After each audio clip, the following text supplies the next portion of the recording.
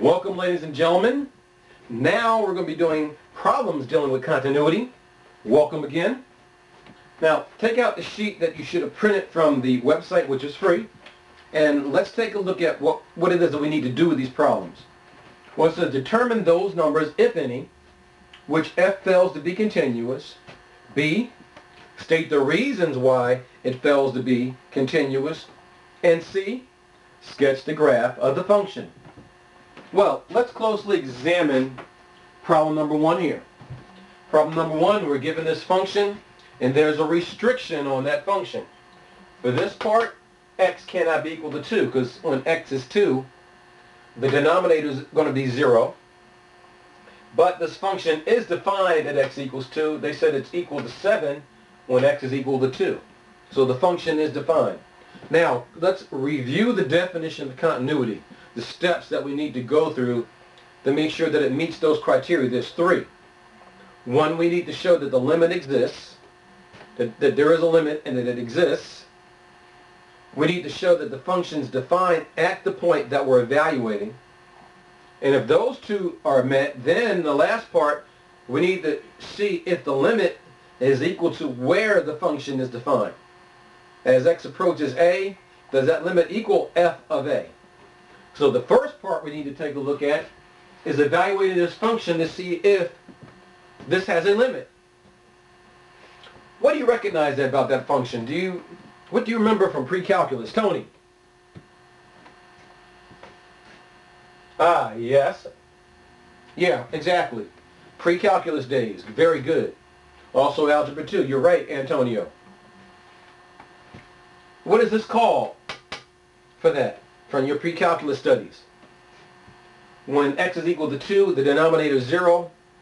What is that called when I get ready to graph this? Maria? Yes, it's called the vertical asymptote. Did you get that? So now we know that this function has a vertical asymptote at the value where x is equal to 2. Well, now, what's the next steps? We need to see if the limit exists. Do we not? How would you proceed to do that? Stephen? Okay, let me ask my student here. How would you go about showing mathematically to determine if the limit of this exists or not? What would you do?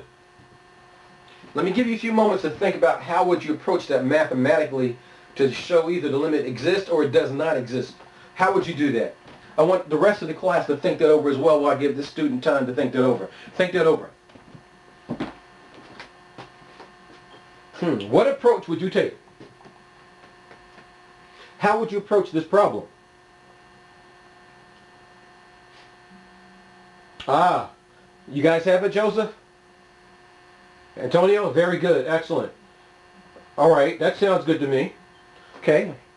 All right, well, our students have come up with an approach that I agree with. And here's what they said. Let's see if their conclusion meets yours. First of all, let's use a little number line here. And what I'm interested in the value x equals 2. So here goes 1. Whoa, not 1. Woo! Here goes 3. Here goes 1. And here goes 0. And what we're going to do, we're going to examine the left hand and the right hand limits as we approach 2 from the left and from the right. Here we're approaching it from negative numbers, from the negative direction, and here we're going to approach it from the positive direction. So for example, let's say that I want to get very close to 2. So in this case, I pick the point 1.99. Going from the left, and then over here on the right I pick the point 2.001. Alright, so this is coming in from the negative direction. This is coming in from the positive direction. You want to try to get as close to 2 as possible. Okay, are you ready to follow with me? Okay, let's examine what happens to the limit of this function as we approach 2 from the negative numbers, from the left. So if x is equal to 1.99, we get as close to it as possible. We're going to go the limit of 3 over x minus 2 as x approaches 2 from the left. And as you see from the value that we picked, we wanted to get as close to 2 as possible. That's 1.99999. And 1.999, isn't that less than 2? Yeah, it is. So 1.999 minus 2, the denominator is going to be negative. So now we know that as we approach 2 from the left, the denominator is going to remain negative. And as we get closer and closer and closer to 2, as we add more and more 9s, the denominator is getting smaller. So as I continue to divide by a smaller and smaller and smaller and smaller and smaller number, what's happening to the quotient? Alvin, you're absolutely right. Did you catch what Alvin said? He said as the denominator gets smaller and smaller and smaller, the quotient gets larger and larger and larger. So here is what we know. We know that the limit of this function is approaching negative infinity. So we know that. So we're showing that mathematically. Let's take a look at the right-hand limit. So now I'm going to go the limit of 3 over x minus 2 as x approaches 2 from the right. Well, here we picked the value. Let me add a few more zeros here. 2.00001. Well, isn't 2.000001 bigger than 2? Well, yes it is. So that means when I subtract 2.001, when I subtract 2 from that, the denominator is going to continue to be positive. So as I get closer and closer and closer to 2, that difference is always going to be positive, and these numbers are getting smaller and smaller. So now we know that this is approaching positive infinity. Look at those two limits, the right-hand limit and the left-hand limit. Are these limits the same? So, let's see, Louise. Yeah. What conclusion can you draw? Very good, yes. Let's see, Daniel. Yes, you're right. Did you come up with the same conclusion? Is this function continuous at x equals 2? No, it's not. And let's write down why. F of x, the limit of f of x as x approaches 2 does not exist. It does not exist because the left-hand limit, I'll keep on over here, the left-hand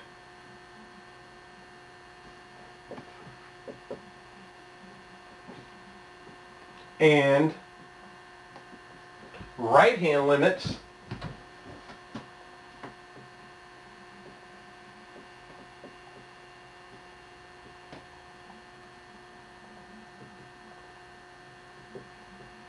are not equal.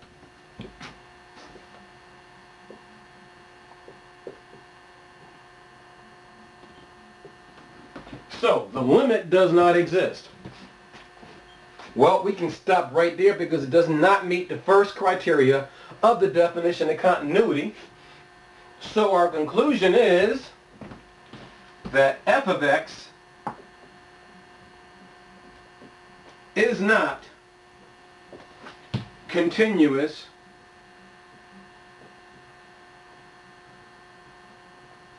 at x equals 2 because the limit as x of f of x as x, the limit of f of x as x approaches 2 does not exist.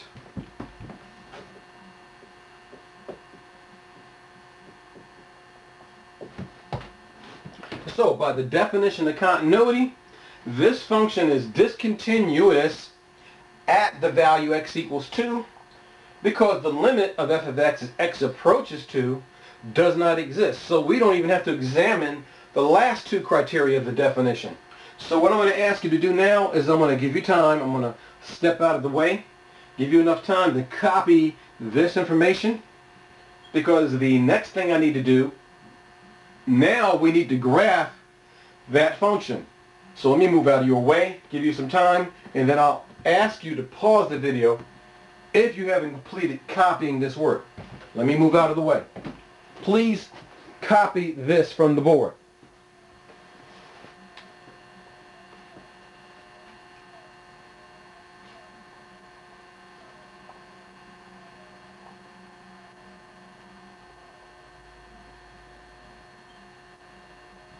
Okay, ladies and gentlemen, I'm going to ask you to now pause the video. Please finish copying the remainder of the work, because I need to erase some of this stuff, because I need to put some other information down so we can begin graphing this function to see what it looks like. Please pause the video at this moment. Alright, ladies and gentlemen, we're back. Now, what we're going to need to do, we're going to need to look at a few more things, some vital information we're going to need from pre-calculus in order to begin to see what that graph looks like. One, I want to see if there's going to be any y-intercepts. Okay, because it's already obvious here that there aren't any. Well, we'll take a look to see if there's any x and y-intercepts. So first of all, we want to see if there's any y-intercepts. So first of all, I want to check for a y-intercept. So when I say intercept, what do I know about the value of x? If I'm discussing y-intercepts, what do I know about the value of x? If I'm on the y-axis, what is the value of x? Let's see. Melinda? Yes, you're right. Do you agree with what she said? She said that if I'm on the y-axis, x is equal to 0. Very good, Melinda. Excellent. So let's see what happens. Well, when x is equal to 0, I get 3 over negative 2, because x is 0. I get the value minus 1.5. So therefore, my y-intercept is 0 minus 1.5. That is my y-intercept.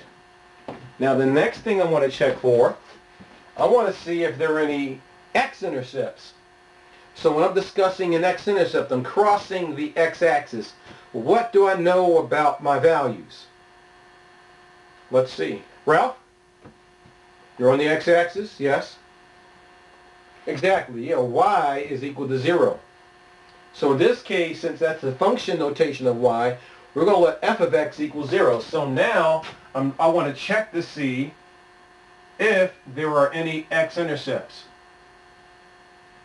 So when we're looking for x-intercepts, we're going to let f of x equal 0. Well, now I have 3 over x minus 2 is equal to 0.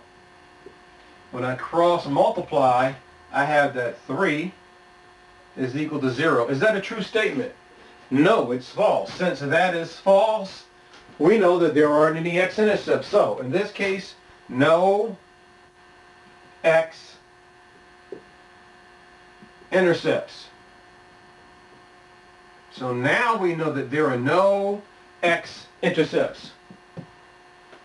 Now we need one more thing. We have our vertical asymptote. We want to see if there's a horizontal asymptote. So now the next thing I want to check for, I want to check for horizontal asymptotes. That is the next thing that I want to check for. Are there horizontal asymptotes? Let's see, Randy. So what do I need to look at when I'm checking for a horizontal asymptote? What is it that I need to know?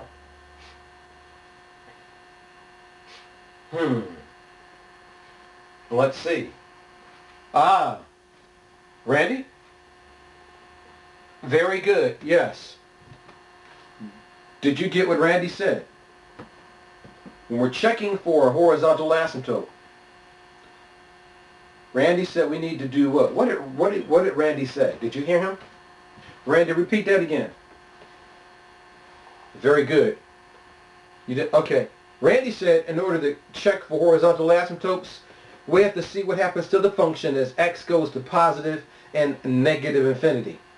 And see what's happening to the behavior of the function. Is that right, Randy? Very, very good. So let's take a look at that. So, first of all, I want to know the limit of f of x as x approaches negative infinity. I'll take a look at that first. Well, let's take a look at this. As x is getting bigger and bigger in a negative sense, it's negative, but the number is getting bigger and bigger, what's happening to the size of our fraction, our quotient? As the denominator is getting bigger and bigger and bigger, what's happening to our fraction? The quotient. Let's see, Dolores. Yes, you're absolutely right. It's getting smaller and smaller. It's approaching zero. Will it ever be zero? No, it won't. So now we know that as x approaches negative infinity, this is getting bigger and bigger and bigger, even though it's negative, but the numbers are getting bigger, so making the result of that smaller and smaller. So this is trying to approach zero, but it will never actually get there. We could have 15 trillion zeros after the decimal, but it's still not zero. We could have 15 trillion and then 1 at the end. That's still not zero. Okay, so now we want to take a look at the limit of f of x as x approaches positive infinity. Well, the same thing happens. This approaches zero. Okay, everybody had that? All right, please, everybody here in class, copy this information because I'm going to need to erase just this part. Now we're going to graph the given function here. So everybody, please, if you haven't copied this, please copy this information now. So I'm asking you, please copy this information. I'm going to move out of your way right now. Please copy it. I'll give you time to copy it. Please copy that.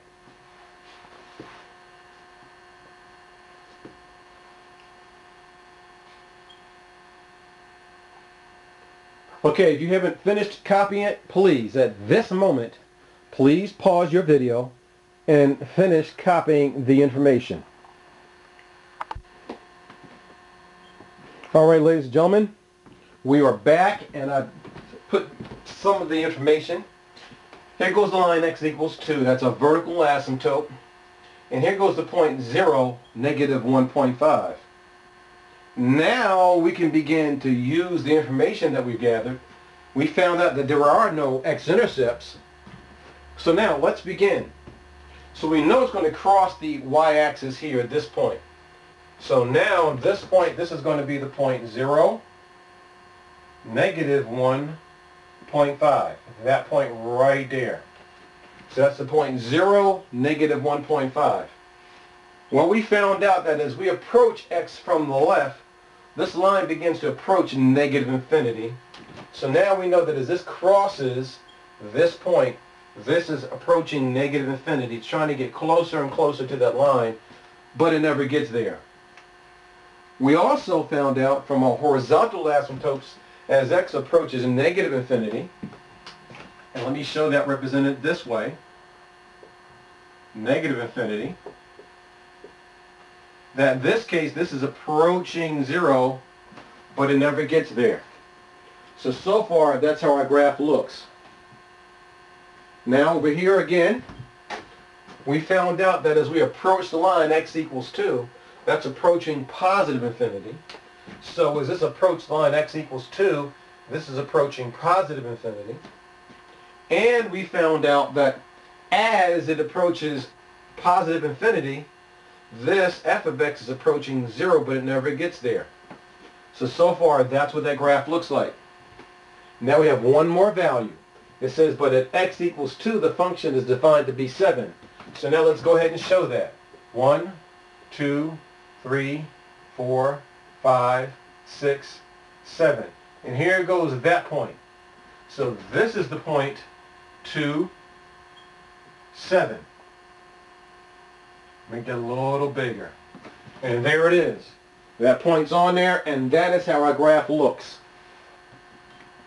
Okay, so that's from all of the information that we gathered in order to graph this function. As we can see, the left and right hand limits are not the same, so therefore this limit as we approach x equals 2 is not defined. It doesn't exist, so it's not continuous. There is a break in that graph, so it's not continuous by definition. Are there other questions, class? Do you have any questions? If so, please email me. Now, I'm going to give you time to copy the rest of this. So let me move out of the way. I'll give you a few seconds and I'll ask you to pause the video as usual. Again, thank you for joining me. Please let me know if this problem has been of help to you. And did I explain it to you clearly? Did I move too fast? Was I confusing? Is there a more clear way that I could explain it? Do you want me to go a little bit more step by step? Let me know. Because I'm always looking at ways that I can improve my instruction so I can do a better job of communicating mathematics to you. That is my passion. Let me move out of your way.